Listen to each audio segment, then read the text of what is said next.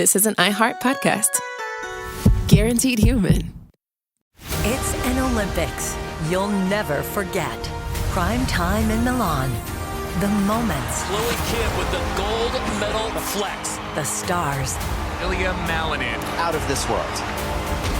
The spectacle from beautiful northern Italy with very special guests every night of the Olympics. Experience the world's biggest show. Prime time in Milan. Tonight, 8/7 Central on NBC and Peacock. The big game commercials are basically must-see TV. This year, Elf Cosmetics went all out with an absurdly funny telenovela called Melissa. It stars Melissa McCarthy, Nicholas Gonzalez, Itati Cantoral, and Elf Glow Reviver Lip Oil. The Elf Glow Reviver Lip Oil is an ultra-glossy tinted lip oil that nourishes, hydrates, and enhances your lips' natural color. Watch the full episode of their new Elf novela on soyunbaño.com. Ever wonder why so many people regain weight after stopping a GLP-1? Up to 40% of the weight lost can come from lean muscle. This weakens the body, slows metabolism, and makes it easier to put the pounds back on, creating a cycle of dependency. Prolon's 5-day fasting-mimicking diet offers a drug-free way to maintain results and support long-term metabolic health. In just 5 days, it activates fasting pathways to burn fat, protect muscle, and rejuvenate cells, all while letting you enjoy real food. Get 15% off plus a $40 bonus gift when you subscribe at prolonlife.com/iHeart. That's prolonlife.com/iHeart.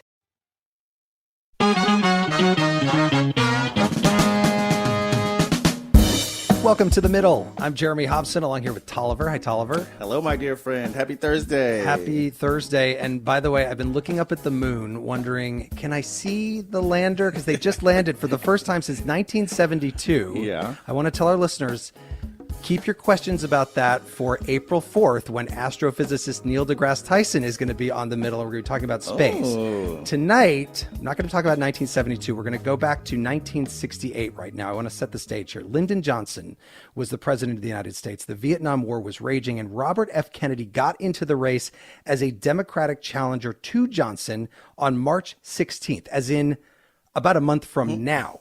Johnson decided not to run for re-election 2 weeks later. Kennedy won a number of primaries before being assassinated, as you know, in June of 1968. The eventual nominee of the party was Hubert Humphrey, who didn't even compete in any of the primaries, and of course ended up losing to Richard Nixon in the general election. Yeah, gobsmacking to this day. Wild. So after all that, in 1972, the Democrats started the process where a handful of smaller states, starting with Iowa, have a ton of power in selecting the nominee. And Republicans followed that model starting in 1976. And the result, Tolliver, is that after just a few contests this year, Joe Biden is basically uncontested and Donald Trump thinks the race is over. Here he is, after winning the New Hampshire primary, mocking Nikki Haley for remaining in the race. And when I watched her in the fancy dress, that probably wasn't so fancy, come up, I said, "What's she doing? We won." And she did the same thing last week. But Ron beat her also. You know, Ron came in second and he left. She came in third and she's still hanging around. Okay, so we want to hear from you this hour. Is it time we change the way we nominate our presidential candidates? Tolliver, how can people reach us? Call 8444-MIDDLE. That's 844-464-3353. Or reach out at listentothemiddle.com. And right now, let's meet our panel. Gavin Jackson is a host and reporter at South Carolina Public Radio. He's been traveling around the country following the campaign. He hosts the weekly South Carolina Lead podcast. He joins us from Myrtle Beach. Gavin, welcome to The Middle. Thanks for having me, Jeremy. And also joining us, Cathy Giessel, the majority leader of the Alaska Senate Bipartisan Coalition. Senator Giessel, welcome to you. Thank you, Jeremy. And before we get to the phones, I want to ask each of you a couple of questions. Gavin Jackson, does it feel to you right now like the race is still alive on the Republican side? I like to think so, Jeremy, since I've been covering it so much. But yeah, I think, I think if you talk to Nikki Haley, she says very much so, right? Like there's still enthusiasm on the ground here in South Carolina, her home state, of course. Folks are still turning out to these events. She's been having a bus tour for the past 2 weeks leading up to Saturday's primary. And folks, in the small towns of South Carolina, like her hometown of Bamberg, there are maybe about 50 to 60 people showing up there. In some bigger areas, she has even thousands of folks. I've seen some Donald Trump rallies. He's had a couple thousand folks at his events too. So people are still amped up. They do see it as somewhat of a foregone conclusion. And that clip you played from Donald Trump, Nikki Haley loves to mention that clip on stage when she's out campaigning and really getting the folks energized, because she uses that example specifically to talk about how he was in a tizzy, or she says he's unhinged that night because he did win New Hampshire and he focused on her and her dress, which you mentioned right there. So it's a pretty good applause line. It's a pretty good laugh line. And a lot of folks you talk to are just really ready for something different. So they are really hoping against all odds that something happens for Nikki Haley going forward. But as we all know, she has not won a state yet, and she's not poised to win her home state. And then Super Tuesday comes up very quickly. Senator Giessel, one of the reasons we wanted to have you on is because you're in a state that recently changed the way it nominates candidates, not for president, but for other offices. It uses ranked choice voting, which means the top vote getters in any party advance to the general election, then people rank them in order. Has that made a big difference in Alaska? Well, it has, Jeremy, but let me clarify a little bit more about our system. Our system is a primary that is open. In other words, every candidate, Republican, Democrat, Independent, are all listed on the same ballot, and the top 4 vote getters go forward. This is a key piece. If you really want to do pure election reform, it requires that open primary, and then you go to that ranked choice voting. Those top 4 go forward. So if we were to apply this to this presidential election, wouldn't that be interesting? Well, and it's not just open in that way. It's also open. Anybody can vote in that primary, right? Yes, that is correct. Thank you. That is a key point. And everyone votes on the same ballot. And we mentioned that you're part of this bipartisan Senate coalition. Is that because of ranked choice voting? It is a key part of it. Yes, we have had a bipartisan coalition in the past, but it's been more than a decade. And the open primary and the instant runoff, another name for ranked choice voting, really opened the door to, again, a bipartisan coalition in our state Senate. Gavin, just before we get to the phones, and they are ringing, you're based in South Carolina. I imagine South Carolinians think the system is just fine the way it is because they have so much power in the campaign. Yeah, we do have open primaries too, and there is a non-binding question on the Republican ballot asking folks if they do want to close the primaries. And there might be more steam behind that than there was in the past because, the reason we don't register by party in South Carolina is because, yes, you might want to vote for a Republican governor, but the sheriff or a coroner who is a Democrat. So you don't want to have to pick and choose that way. But more and more at the local level, those folks, to the credit of the state Republican Party, are being flipped to become Republicans because the state is becoming more Republican. Unlike our neighbors, Georgia and North Carolina, we're still very ruby red here in South Carolina. So, open primary, except for folks who voted in the February 3rd Democratic primary, which Joe Biden won, hands down. Right. Because we were first in the nation that time. So. The number to call is 844-4MIDDLE. That's 844-464-3353. Let's go to Dwayne, who is joining us from New Orleans. Dwayne, welcome to The Middle. What do you think? Hi, good evening. I think it's a very interesting question. I think I'm in Louisiana, and so we kind of just observe all this other primary stuff going on. And we, in our state elections, have an open primary. Right. And it's a little bit different than the system you described. But I think a system, a national open primary, would do a lot to reduce the partisanship that is just rampant through politics now.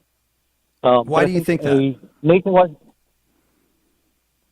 I think it's because of the primary system. In the primaries, the candidates have to run so hard to get the party base that they kind of go all in on the extreme, right or left of their party to try to get through the primary, and it's hard to walk that back during the general election. Dwayne, thank you so much. For that call. Let me take that to Cathy Giessel. We've said before that the general election is one in the middle, the primary is one on the fringes. Do you think that having an open primary, a national primary, as Dwayne said, would make a big difference? Well, it made a big difference here certainly for me. I actually lost the closed primary election in 2020. I had already served in the Senate for 10 years. I was up for re-election. I was not far enough right, conservative enough for the Republican Party here. So they put up another candidate, and I lost in the primary in 2020.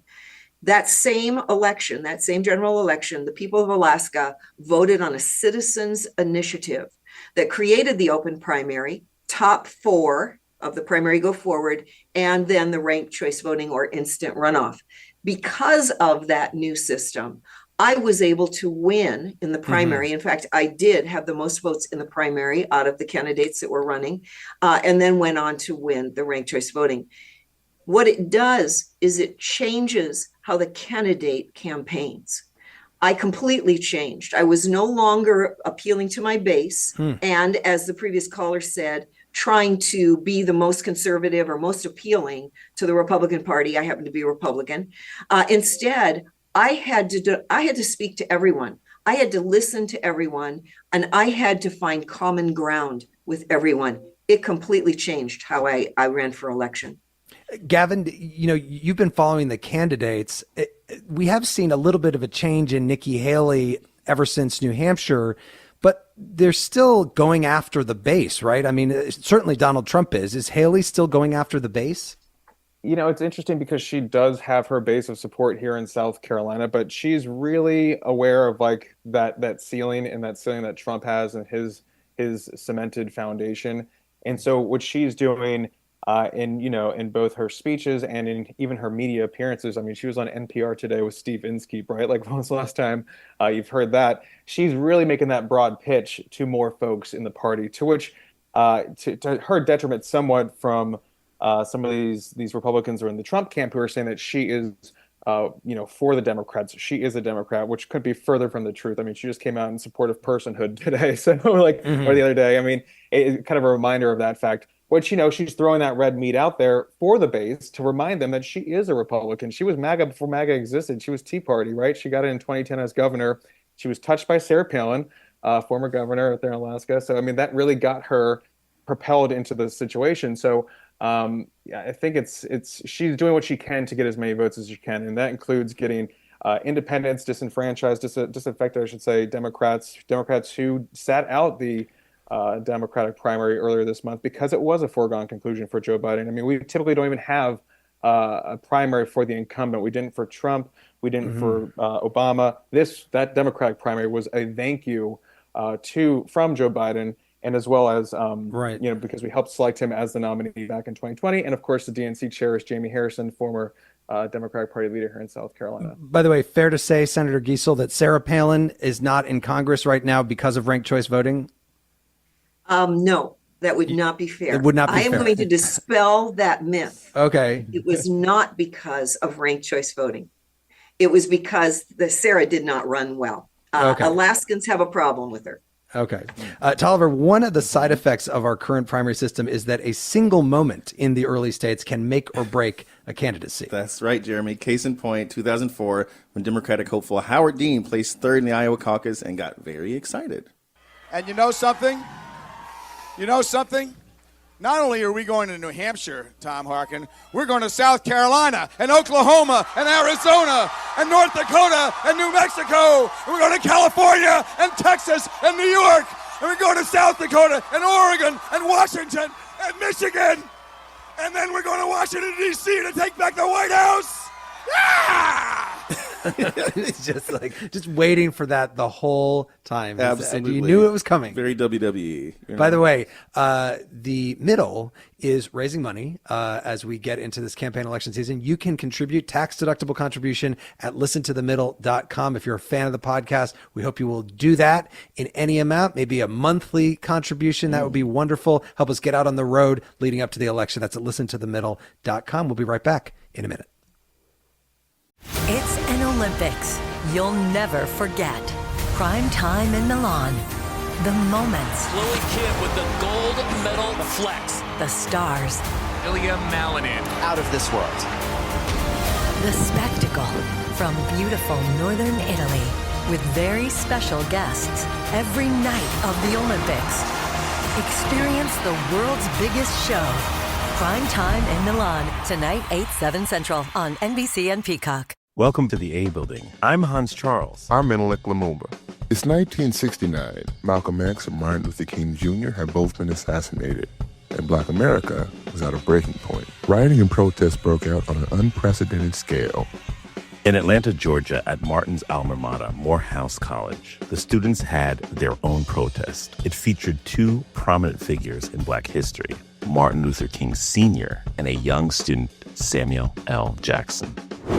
To be in what we really thought was a revolution. I mean, people were dying. 1968, the murder of Dr. King, which traumatized everyone. The FBI had a role in the murder of a Black Panther leader in Chicago. This story is about protest. It echoes in today's world far more than it should, and it will blow your mind. Listen to the A Building on the iHeartRadio app, Apple Podcasts, or wherever you get your podcasts. This is Ryder Strong, and I have a new podcast called The Red Weather. It was many and many a year ago in a kingdom by the sea. In 1995, my neighbor, Anna Trainer, disappeared from a commune. It was hard to wrap your head around. It was nature and trees and praying and drugs. So no, I am not your guru. And back then, I lied to my parents, I lied to police, I lied to everybody. There were years, Ryder, where I could not say your name. I've decided to go back to my hometown in Northern California, interview my friends, family, talk to police, journalists, whomever I can, to try to find out what actually happened. Isn't it a little bit weird that they obsess over hippies in the woods and not the obvious boyfriend? They have had this case for 30 years. I'll teach you sons of to come around here and my wife. Boom, boom. This is The Red Weather. Listen to The Red Weather on the iHeartRadio app, Apple Podcasts, or wherever you get your podcasts. This is The Middle. I'm Jeremy Hobson. If you're just tuning in, The Middle is a national call-in show. We're focused on elevating voices from the middle, geographically, politically, philosophically, or maybe you just want to meet in the middle. This hour, we're asking, is it time to change the way we nominate our presidential candidates? Whether you do think it is or you don't, we want to hear from you. Tolliver, what's the number? It's 844-464-3353, which is also 844-4-MIDDLE. You can also write to us at listentothemiddle.com or on social media. I'm joined by Gavin Jackson, host and reporter at South Carolina Public Radio, and Cathy Giessel, the majority leader of the Alaska Senate Bipartisan Coalition. Let's go to Sally, who's calling from Durham, North Carolina. Sally, go ahead. What do you think? I think that the whole system is a mess. I think that the candidates have to raise so much money. It's just, they spend so much money, and environmentally it's terrible because they fly all over the place. But it's the money that bothers you. Really, very upset. Yes, the money and the environmental degradation. So how would you change it? What would you like to see happen? I'd like to have ranked choice voting. Ranked and choice I do voting. think that a national campaign. Yeah. I think a national campaign where there was just a time limit, for a month or two. Mm-hmm. You advertise on, online, on television, on the radio, and then just so let keep it shorter everyone than it is. Keep it shorter than it is right now.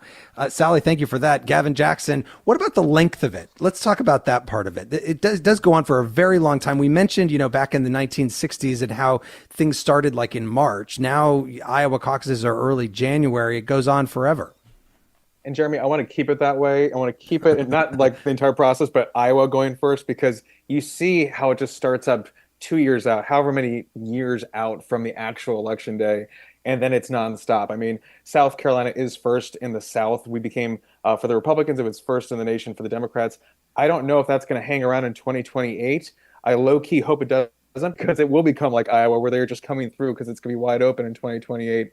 But at the same time, you talk to Iowans, you talk to folks in New Hampshire, you talk to folks in South Carolina. They love meeting these people. They love seeing these people. Yes, they're bombarded with mailers, with advertising. You can't turn the TV on with all the ads. But they like to go out and see these people and actually ask them the questions and get the answers. The money is fascinating. And to her point, Nikki Haley flew commercial the entire time pretty much. And I think she still pretty much is.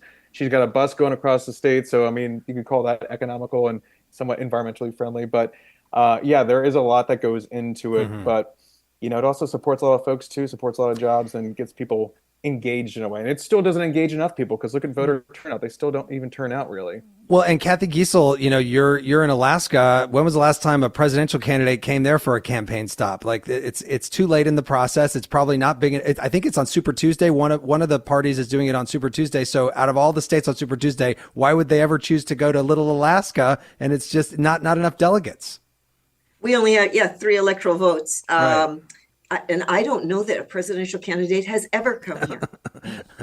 Yeah. Wow. But so then how do you feel about these states like New Hampshire and South Carolina and Iowa getting so much power? Well, it is concerning to Alaskans. It's true. And that's part of the reason there's a lot of Alaskans that want to go to a national popular vote for a president. Mm-hmm. Not enough yet that we would make that change, but there's certainly a lot of discussion about it because we are pretty much left out. Let's go to Scott, who's calling from Charleston, West Virginia. Scott, welcome to The Middle. What do you think? How should the process change, or should it? Well, I was just listening to that. I like all those ideas, and I've read a lot about ranked choice voting, and I like it because it gets the middle to pick the candidates, and that's what this country needs now, because and avoid the extremes, because it's a zero-sum game of the two extremes. If it's good for the other side, well, we're not for it. And so we've got paralyzed government, and it's a great example of what's happening in the House right now, where the House majority or the House Speaker is essentially threatened to lose his job. What we need, and I told your producer, I'm in West Virginia. We have a Republican supermajority, and West Virginia legislature is in session right now. And West Virginia Public Radio had a great interview with a couple of legislators, and one talked about ranked choice voting, or was asked about ranked choice voting. Mm-hmm. He says, don't want that because it takes too long to get the results, so people think it's being rigged. Mm-hmm. Guess what? And so he dismissed it right out of hand. And I think that's wrong, because if it's clear and presented to people what's happening, and you rank your votes, then it is a good way to do it. Scott, let me ask you a question, because you're in West Virginia, sure, which is home to, of course, Joe Manchin, who you mentioned you like the middle. I mean, he's got to be one of the most middle members of the Senate. Sometimes switches over and supports what the Republicans want. Do you like him? He's all right. I think he's tried to be too powerful. He should have, used that power earlier rather than trying to hold out and force both sides and all that. But, I have voted for him before. Okay. Scott, thank you so much for that call. And Cathy Giessel, another lover of ranked choice voting. It seems to be very popular. Yes, and you mentioned Joe Manchin, and of course he's good friends with our Senator Lisa Murkowski, who is also a moderate Republican and gets reelected and was reelected under the ranked choice voting system. He's absolutely right. It does allow folks to actually have more of their voice heard in terms of choosing someone that has common ground with them, right? That actually isn't out on the fringes, but actually wants to get something done. That's really what an open primary coupled with ranked choice voting allows candidates to do. It allows the voter to elect candidates that are willing to work with everyone and willing to work on the key issues that the citizens want, not what the parties want. Gavin Jackson? Yeah, and I wanted to kind of circle back there, Jeremy, to the caller from North Carolina. I was also kind of excited when he said Charleston. I thought Charleston, South Carolina, but it was West Virginia. But when she was talking about the expense and the money that goes into it, not everyone starts off these presidential bids with money. And the advantage of places like Iowa, like New Hampshire, like South Carolina, is that they're affordable. They're small to get around in. Like in South Carolina, you can go from the upstate like Greenville, middle of the state, to Charleston all in one day. And they're all 2 hours apart from each other. And that's affordable. And that way you can kind of get your message out. You can kind of test your message. You can reach people and even possibly catch fire. I think Nikki Haley is a pretty good example of how that worked. She was kind of counted out in the beginning because she wasn't Ron DeSantis. She didn't have $32 million in the bank like Senator Tim Scott, but she did make an impression on folks during those debates, as we kind of expected her to do. And that propelled her to do more, to raise her profile more. And she's still in it, and those guys aren't. Well, and this is one of the things that people have said about why not to do a national primary where all the states vote at the same time is because it would make it so expensive to be really competitive in a race like that. President Michael Bloomberg. Right. Oh yeah, what did he win? Let's go to Eric, who's in St. Paul, Minnesota. Eric, welcome to the middle. Go ahead. Yeah, hi. So something happened in 2016 that I haven't heard much discussion of, but to me this was very important to getting us to where we are today. And that year there was a lot of discussion about the superdelegates at the national convention, and the debate was happening at both parties. And my recollection is that Republicans actually went ahead and got rid of the superdelegates. Democrats didn't, although among my friends I know there's a lot of questioning about why we have them, and they were hoping for change. But I guess in my mind, I've been thinking that it was really the end of the superdelegates in the Republican Party that opened it up to an unconventional, extreme populist candidate who could take over the party. So, I guess advocating for superdelegates might not be the most popular position, but maybe they have a check on the most extreme candidates or candidates that are going to move the parties too far from more centrist positions. Well, the Democrats now, I think 15% of the Democratic Party delegates at the DNC are still superdelegates, but I believe that is down from what it used to be. Gavin Jackson, I'll go back to you on this, because one of the reasons why we have the primaries and the caucuses and let the people vote was to get out of the sort of backroom party boss thing that basically the superdelegates is like a relic of. Yeah, and it's almost like, it's everything with evolution in politics. It seems like we keep going. That one caller was talking about trying to make things better, and it's like this is the best we got so far. But of course, when you're talking about money, we're not talking about delegates here, but money, Citizens United, that changed the game, of course. But it seems still to be the best way, the most democratic, small d, democratic way to do this entire process is to do it state by state. Win these delegates, and sometimes it's a matter of proportional delegates in states versus the winner-take-all system in certain states. You're seeing that's going to be in California for Super Tuesday. It's in South Carolina with our 50 delegates, but it's broken down by state different. You can still win proportionally depending on how many votes you get. And in South Carolina, there's at-large delegates, and there's also delegates that are allocated by our 7 congressional districts too. So if you do well in one district, you can pick up a couple. But for the most part, that winner-take-all system really is the key there. Let's go to Olivia, who's in American Fork, Utah. Olivia, welcome to the middle. What do you think? I have never liked the Electoral College in general for elections or nominations because as a leftist in a super red state, it feels like my vote doesn't even count, It just feels like I'm throwing away my vote, and I always look at swing states and I go, should I move there to make a difference? And I just think that the popular vote should hold more sway. When I first turned 18 and learned to vote, I was unaware that popular vote isn't how it worked, because that's what I was taught in school, that whoever gets the most votes wins. And so I just didn't understand the weight of my vote just depends on the Electoral College, and I think we should have ranked voting. Yeah. Another lover of ranked voting, and by the way, thank you for bringing up the Electoral College. I'm reserving the right, Tolliver, to hold on to Electoral College as a whole show of the middle in the fall. Right? We've got time. We've got time to do a whole. But I will ask you, Senator Giessel, about the point that Cathy was making there, which is that do the people have enough say in the presidential race? Sure, that was a good point. And actually, in ranked choice voting, they would have more of a say because remember, they get to choose, they are most motivated to choose their favorite candidate for their first choice, right? And maybe they realize that first choice is not going to make it. So they get a second choice. So really, it really is more of a popular type vote to have that ranking.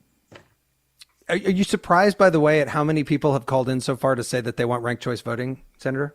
I'm thrilled to hear it. So many states are considering it now. I've talked to folks in Wisconsin, Idaho, Utah. Yeah, it's great. Although there's a movement in Alaska now, just a couple years in, to get rid of it. Yes, there is a referendum to withdraw. It's a citizen group is doing that. And it's a citizen group that was a supporter of Sarah Palin, feels that the system is why she lost. That is not true. She is not terribly popular here. And the way that campaign, well, I can tell you more about that election if there's time sometime, but she just was not a good candidate. And the Democrat, Alaska Native woman who won was really a good candidate. And we're all, well, many of us are very, very pleased with the work that Mary Peltola is doing. Peltola, right. Let's go to Jane in Marlborough, Massachusetts. Jane, welcome to the middle. What do you think? Hi, Jane. Hi. Hi, you're on the air. Go ahead. What do you think? I'm sorry. I am a fan of ranked choice voting, and here in Massachusetts, it got voted out when we had a referendum, and it seemed like a lot of people didn't understand the concept. But I wanted to comment about the primary issue, which I don't believe Iowa and New Hampshire should continue to be the first so-called caucus and primary. I think we should have like a group of states that are all next to each other, the northwestern United States or the northeastern United States. And each election, a group of, say, 10 would be the first primary, so the economic benefit gets spread around, and it would save the environmental issue that the caller before mentioned, which I agree with, that all these people flying around everywhere back and forth is a total waste. And it would just be a lot fairer.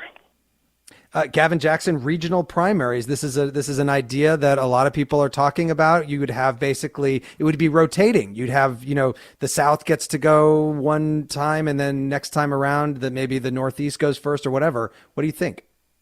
Yeah, I think that would be fascinating. I mean, I think a lot of different regions do need to get some love because they do kind of get shunted off. Like your caller from Utah was talking about how, does my vote count? Of course your vote counts because it, it shows that the popular vote is still stronger for one party than the other.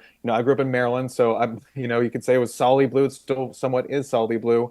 But I think that when it comes down to changing how primaries are done, you saw the Democrats try and do that.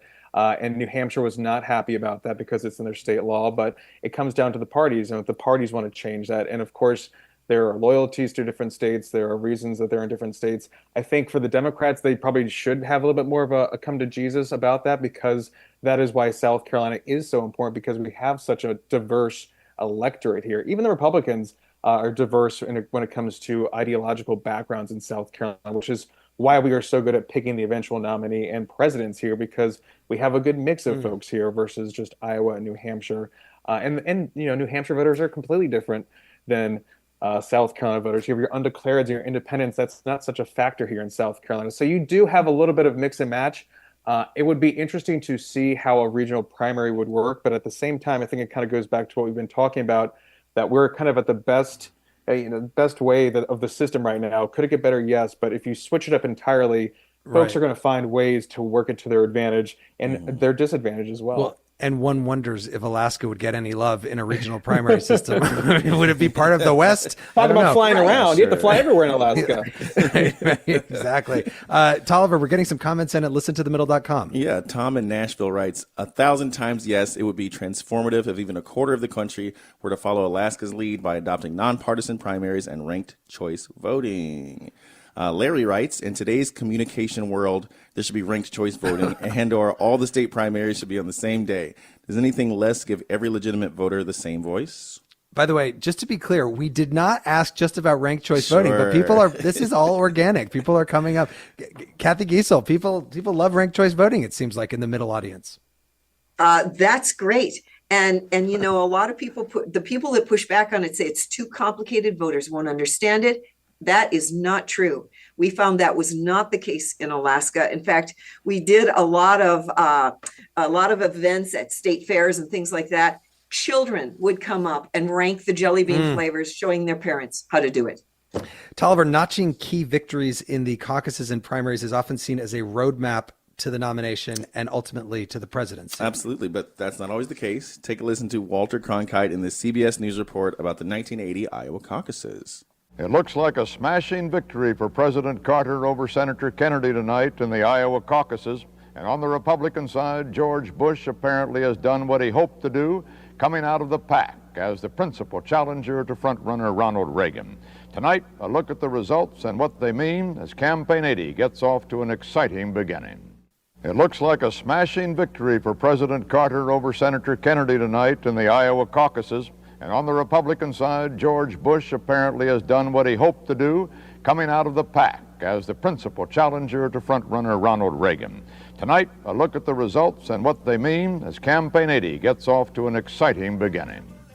George H.W. Bush may have edged out Reagan in the Iowa caucuses, but the Republican nomination ultimately went to the former California governor. Right, 1980. And we'll be back with more of your calls on The Middle. It's an Olympics you'll never forget. Prime time in Milan. The moments. Chloe Kidd with the gold medal flex. The stars. Ilya Malinin. Out of this world. The spectacle from beautiful northern Italy with very special guests every night of the Olympics. Experience the world's biggest show. Prime time in Milan. Tonight, 8/7 Central on NBC and Peacock. Welcome to the A Building. I'm Hans Charles. I'm Menelik Lumumba. It's 1969. Malcolm X and Martin Luther King Jr. had both been assassinated, and Black America was at a breaking point. Rioting and protests broke out on an unprecedented scale. In Atlanta, Georgia, at Martin's alma mater, Morehouse College, the students had their own protest. It featured two prominent figures in Black history, Martin Luther King Sr. and a young student, Samuel L. Jackson. To be in what we really thought was a revolution. I mean, people were dying. 1968, the murder of Dr. King, which traumatized everyone. The FBI had a role in the murder of a Black Panther leader in Chicago. This story is about protest. It echoes in today's world far more than it should, and it will blow your mind. Listen to the A Building on the iHeartRadio app, Apple Podcasts, or wherever you get your podcasts. This is Ryder Strong, and I have a new podcast called The Red Weather. It was many and many a year ago in a kingdom by the sea. In 1995, my neighbor, Anna Trainer, disappeared from a commune. It was hard to wrap your head around. It was nature and trees and praying and drugs. So no, I am not your guru. And back then, I lied to my parents, I lied to police, I lied to everybody. There were years, Ryder, where I could not say your name. I've decided to go back to my hometown in Northern California, interview my friends, family, talk to police, journalists, whomever I can, to try to find out what actually happened. Isn't it a little bit weird that they obsess over hippies in the woods and not the obvious boyfriend? They have had this case for 30 years. I'll teach you sons of to come around here and my wife. Boom, boom. This is The Red Weather. Listen to The Red Weather on the iHeartRadio app, Apple Podcasts, or wherever you get your podcasts. This is The Middle. I'm Jeremy Hobson. If you're just joining us, we're asking if you think it's time we change the way we nominate our presidential candidates. Why do base voters in states like Iowa, New Hampshire, and South Carolina have so much power? Call us at 844-4MIDDLE. That's 844-464-3353. Or you can reach out at listentothemiddle.com. I'm joined by Gavin Jackson, host and reporter at South Carolina Public Radio, and Cathy Giessel, majority leader of the Alaska Senate Bipartisan Coalition. A lot of calls on the line, so let's go to Edie in Columbia, South Carolina. Edie, welcome to The Middle. Go ahead. Thank you so much. First of all, I'll say that Gavin's taking quite a few of the points that I was going to make, but a couple, I do want to emphasize. First, to several folks who talked about money in campaigns and how it's, just way too just overboard. Folks forget that the reason there are money in campaigns is the purpose of that is for candidates to be able to communicate their message with voters, because generally voters are not going to go out of their way or break their normal routine to find out much about the voters. So often, there are people who would even forget to vote. So that is the purpose of money in campaigns, for communication. Mm-hmm. And two, I'd like to say South Carolina, New Hampshire, and Iowa, they are great primary states because, as Gavin mentioned, they're smaller, but diverse in each and every way. South Carolina more so than the others. But But that's important because candidates have to actually interact with individuals. Have you met the candidates at all this year? Is different. Edie, have you met any of the candidates this year? I've met almost all of them. Okay. All right. So with the exception of Donald Trump. I've been to his rallies, but I have not personally met him, but I've shaken the hands of almost every single one. Wow. So I would say, and that's what one of our, the former chairman used to say, that, you know, in South Carolina, they're not going to vote for you unless they shake your hand at least 3 times. Right. Well, Edie, thank you so much for that call. Gavin Jackson, a supporter of yours also, Edie in South Carolina. Yeah, and I think I know which Edie that is calling. It's such a small state of people that call your national show. But it's good hearing from Edie. But also, I think it's interesting to note that because we are in this post-Trump political world, right, where you were supposed to have to go and shake everyone's hand. But he has proven that if you were powerful enough, if you were popular enough, it doesn't matter. You don't have to go see him. He made his first rally here in South Carolina this year, I think 2 weeks ago, for the first time since September. It was his first rally since September. And it just goes to show that he didn't need to campaign here. And he's going to have another rally on Friday afternoon, and that'll be his third appearance in the state. And he doesn't need to do much more than that because he's turning out the people. They still support him. Come whatever, they're going to support Donald Trump. And that's just goes to his popularity. But I think going back to normal times, I guess in normal quotation marks, when you're having to go knock on doors, you're having to go talk to people, it does make a difference going and doing that. And you do need money. I mean, you see these events, they take money to put on, they take money to make signs and yard signs and those kinds of things. So, and to support staff, to get the organization, to get the message out. So it's not just all negative ads and mailers, but there's a lot more behind it too. Let's go to Cathy, who's in Tampa, Florida. Cathy, what do you think? Firstly, thank you for taking my call. Of course. And I want to say, I'm kind of changing a little bit of what I wanted to say. But my first point when I spoke to you earlier, I spoke to your colleague earlier, was that I think that that the voter needs to have more say in the primary elections, and if that's through ranked choice voting or whatever, that needs to happen.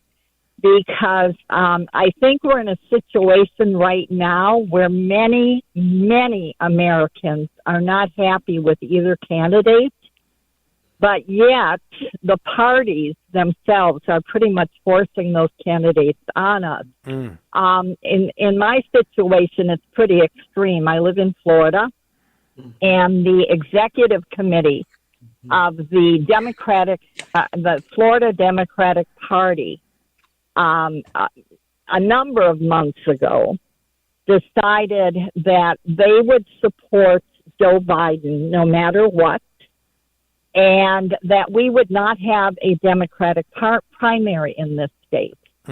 And I believe that I was disenfranchised. I supported Joe Biden in 2020, but I no longer support him. And I know many other people are very unhappy with the thought of him having a second term. Cathy, thank you for that call. I mean, let's go to Cathy Giessel on that, on what Cathy was saying there. Yeah, Jeremy, I totally agree with Cathy.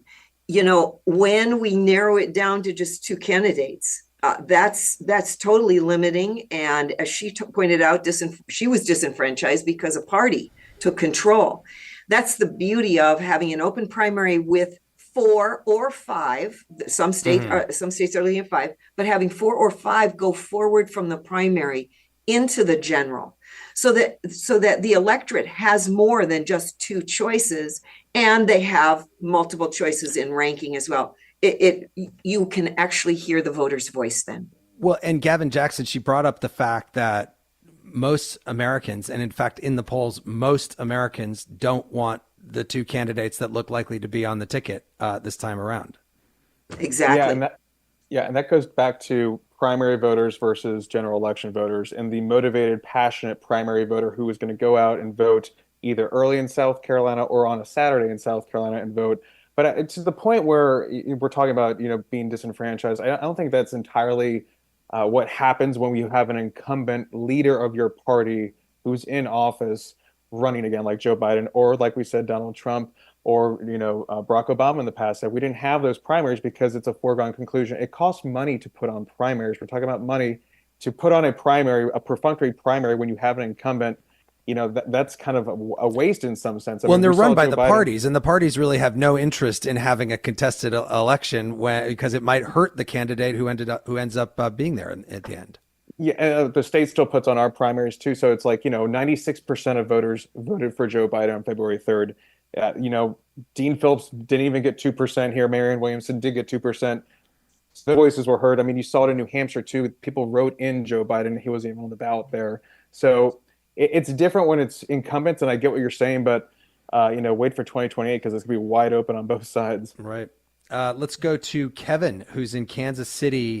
Kevin, welcome to the middle. What do you think? Hey, thanks for taking my call. I think that they should reverse everything and go back to simple.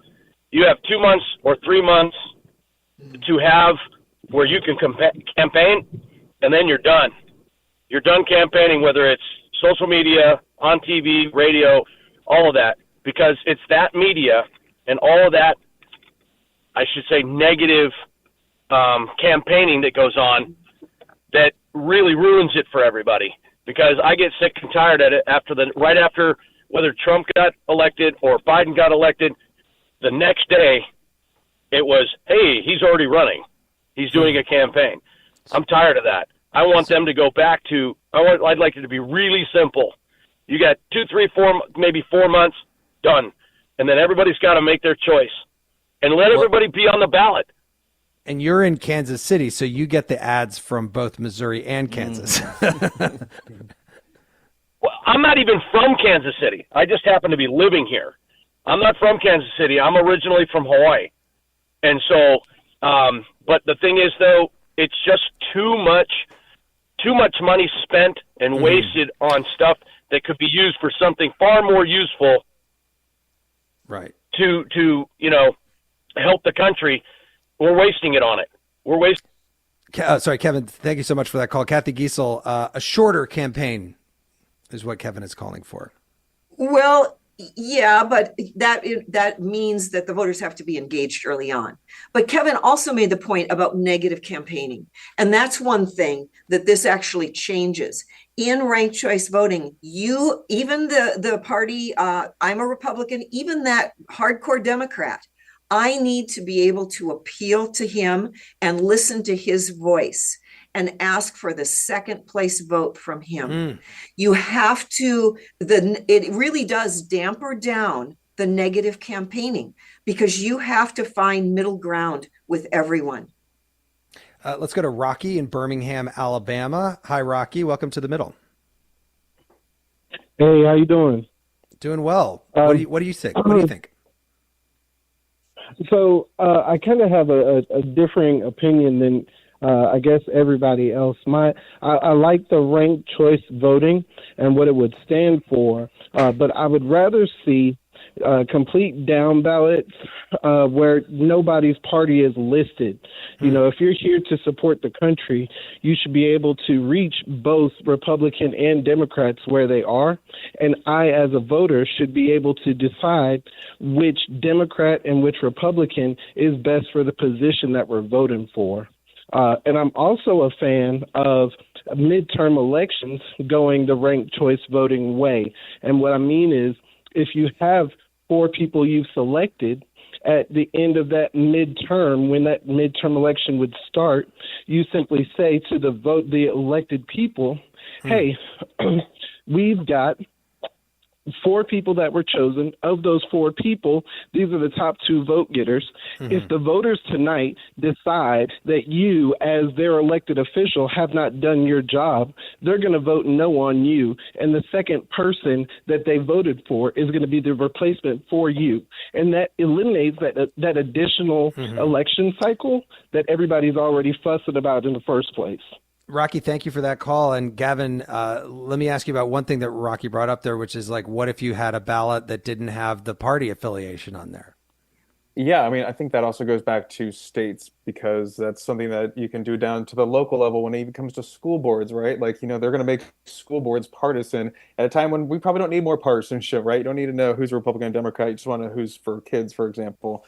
So that's state politics. That's why people should really be following what's going on in their state house, like Senator Giessel and others in the podcast that I host. But I want to go back to what the other caller was talking about money and doing this sort of shorter sprint, Right. shorter campaign cycle, because then again, kind of goes back to what we were talking about, where money becomes even a bigger factor because you have to have money to do a short campaign in a country with 300 some million people. We're not a European country where it's this big and you can do a snap election or whatever.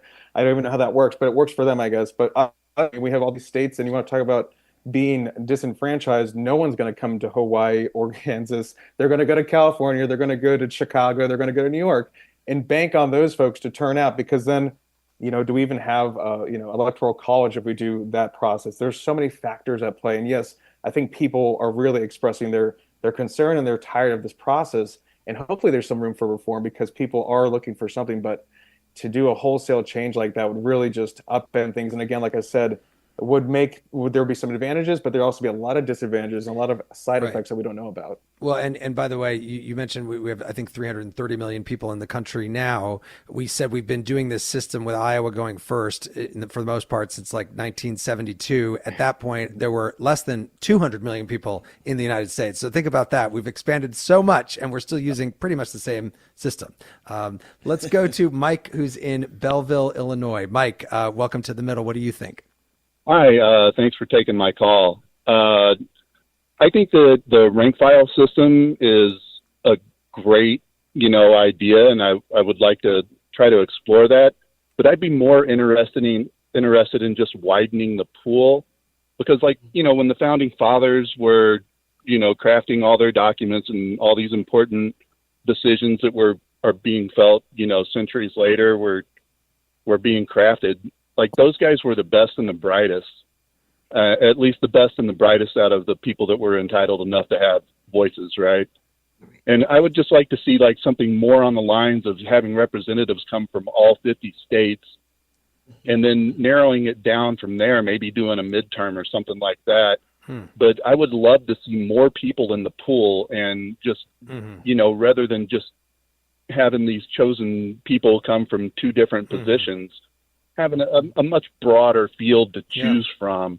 And if the rank and file system would pair well with that, I'd love it. But I just don't like this, that right now we're choosing between these two dudes. Like, how did that happen? Mike, thank you so much for that call. And I am going to give Jim in Casper, Wyoming, one more chance here. Jim, if you're there, go ahead. I am. Thank you for having me on. I think there's two things that need to happen. The first is we need to get corporate donations to the candidates down to exactly zero. That way, the candidates are not beholden to any particular corporation or megacorp or whatever, and that way they're only beholden to the people that donate. And then the other option here, I think the entire country, every single state, needs to move to a model similar to what Nebraska and Maine have, that distributed electoral vote.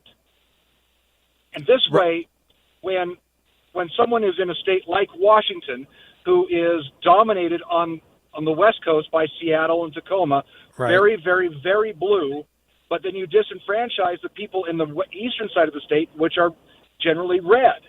And so those voters don't come out because they know they're going to get their votes going to be overridden by that major population center. Plus, this also brings into play the smaller states like Wyoming, Montana, Idaho, Alaska, Hawaii, because they can actually then split their votes and then they become part of the Electoral College. And this model does not violate the constitutionality of the Electoral College. Well, let me bring that to Cathy Giessel. He's talking about states like Nebraska, where you have one congressional district that can go one way and the rest of the state can go the other way in the election. Just briefly, your thoughts on that idea? In Alaska, it's a winner take all. But that is, it's actually a way of having a ranked choice vote almost, isn't it? It does allow, we only have three electoral votes. So I'm not real experienced with states that have more than, have large numbers, right? So I'm not sure I'm an expert on this one. Well, and I wonder if there would ever be a chance where Alaska would decide that it's just going to have one electoral vote from the Anchorage area and then the rest from somewhere else. I don't know. Yeah. Okay, we'll have that be the last word. I want to, we don't have time for a quiz, Tolliver, Yes. I'm sorry to say, but Okay. I want to thank my guest, Gavin Jackson, host and reporter at South Carolina Public Radio, host of the South Carolina Lead podcast. Gavin, thank you so much for being on The Middle. Thanks. And Cathy Giessel, Majority Leader of the Alaska Senate Bipartisan Coalition. Wonderful to have you on as well. Thank you. My pleasure. Now, next week, Tolliver, we are back on the road broadcasting live from KUER in Salt Lake City with a single guest, the governor of Utah, Spencer Cox, who is a Republican who's chair of the National Governors Association. And his key issue is getting people to disagree without demonizing each other. Isn't that nice? Look at that. He will be with us for the full hour taking calls at 844-4-MIDDLE. And by the way, make sure to sign up for our free weekly newsletter at listentothemiddle.com. The Middle is brought to you by Long Nook Media, distributed by Illinois Public Media in Urbana, Illinois, and produced by Joanne Jennings, Harrison Patino, John Barth, and Danny Alexander. Our technical director is Jason Croft. Our theme music was composed by Andrew Haig. Thanks to Nashville Public Radio, iHeartMedia, and the more than 400 public radio stations that are making it possible for people across the country to listen to The Middle. Again, Salt Lake City next week with the governor of Utah, 844-4-MIDDLE with your questions and comments. I'm Jeremy Hobson. I'll talk to you next week.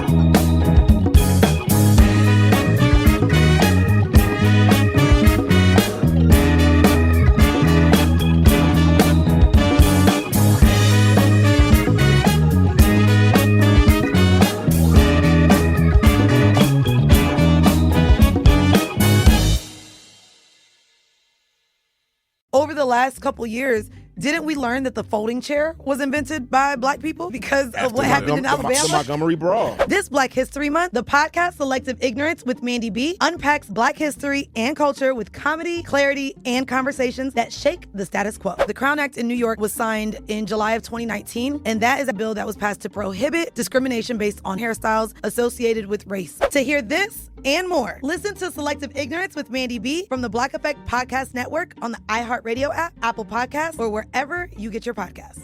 1969. Malcolm and Martin are gone. America is in crisis. And at Morehouse College, the students make their move. These students, including a young Samuel L. Jackson, locked up the members of the Board of Trustees, including Martin Luther King Sr.